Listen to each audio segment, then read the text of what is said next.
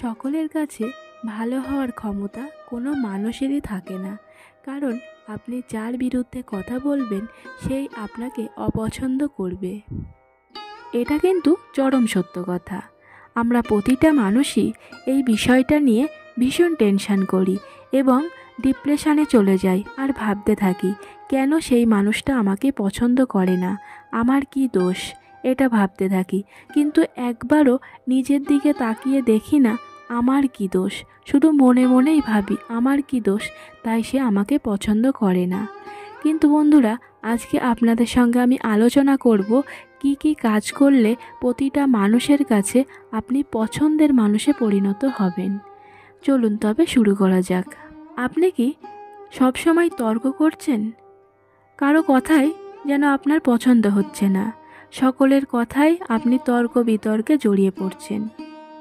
তর্ক করা বন্ধ করুন, তাকে বুঝিয়ে কথা বলুন, দেখবেন সব সমস্যা সমাধান হয়ে যাবে।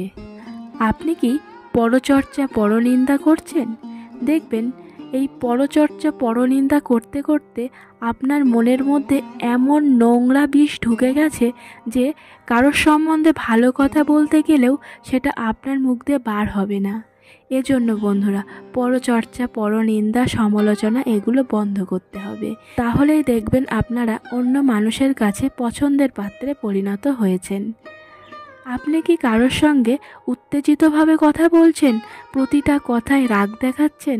বন্ধ করুন। বলুন না একটু নরম সুরে কথা। জোরে কথা বলতেও যে সময় লাগে, নরম সুরে কথা বলতেও কিন্তু একই সময় লাগে। এজন্য উচ্চ স্বরে কথা না বলে একটু নরমভাবে বলুন, দেখবেন আপনিও সেই মানুষটার মনে জায়গা করে নিয়েছেন। ধরুন আপনাদের স্বামী বা স্ত্রী একটা ভুল কাজ করে ফেলেছে, আপনি তার সামনে গিয়ে চেঁচিয়ে মাথা গরম করে একসা করে ফেললেন।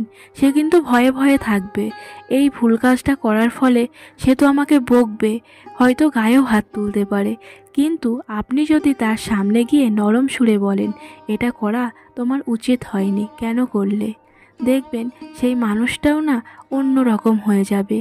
দ্বিতীয়বার ভুল কাজ করতে গেলেও সে ভাববে, না আর এই কাজ করা যাবে না। এজন্য নরম সুরে কথা বলা অভ্যাস করুন, দেখবেন সকলের মনে আপনি জায়গা করে নিতে পেরেছেন।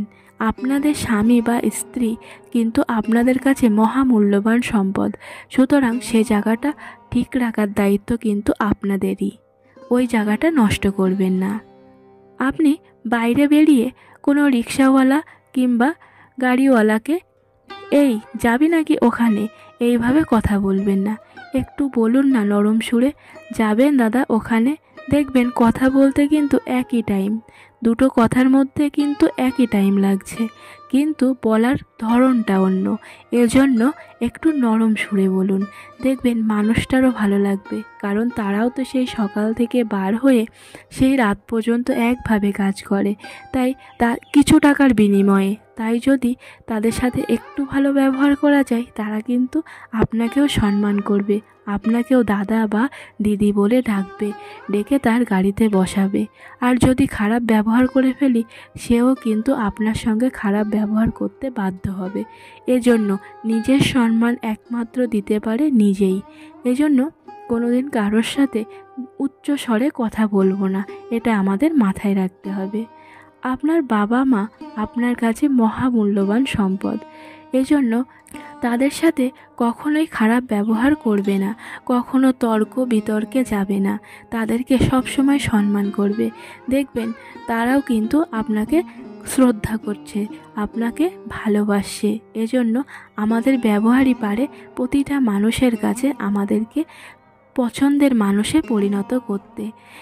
একটা বাচ্চার সাথেও কথা বলতে গেলে ভেবেচিন্তে কথা বলবেন। সে যদি একটা ভুল করে ফেলে, তাকে বকাঝকা করবেন না, তাকে বুঝিয়ে বলুন, কেন এই কাজটা করলে, এই কাজটা এইভাবে করতে নেই, তুমি এইভাবে করবে, এটা বুঝিয়ে বলুন। দেখবেন সে আপনাকে ভয় পাবে না, সে আপনাকে সম্মান করবে, সে আপনাকে আদর করবে, সে আদর করে আপনার কোলে এসে বসবে। তাই বন্ধুরা, নিজের ব্যবহারই নিজের পরিচয়। প্রতিটা মানুষের কাছে। ধরুন আপনার বিয়ে হয়েছে, আপনার শ্বশুর শাশুড়ির সঙ্গে আপনি অনবরত তর্ক করে যাচ্ছেন, দেখবেন আপনার প্রতি তাদের মনে শ্রদ্ধা ভালোবাসা কমে যাবে। তারা আর আপনাকে কখনোই পছন্দ করবে না। এজন্য আমরা যদি এরকম কোনো কাজ করে থাকি, এখনও আপনাদেরকে বলছি, আপনাদের ব্যবহার পরিবর্তন করুন। তর্ক করবেন না, পরচর্চা পরনিন্দা করবেন না। আমার এটুকুই বলার কথা, নিজেদেরকে সংযত করে রাখতে হবে, নিজেদের ব্যবহার ভালো করতে হবে। তর্ক পরনিন্দা করব না, সকলের সাথে ভালো ব্যবহার করব, তাহলেই সকলের চোখের মণি হয়ে উঠব এবং সকলের পছন্দের মানুষ হয়ে উঠব। আজকে এই পর্যন্তই। সকলেই খুব ভালো থাকবেন এবং সুস্থ থাকবেন। ফিরে আসবো আবার অন্য কোনো ভিডিও নিয়ে। ধন্যবাদ।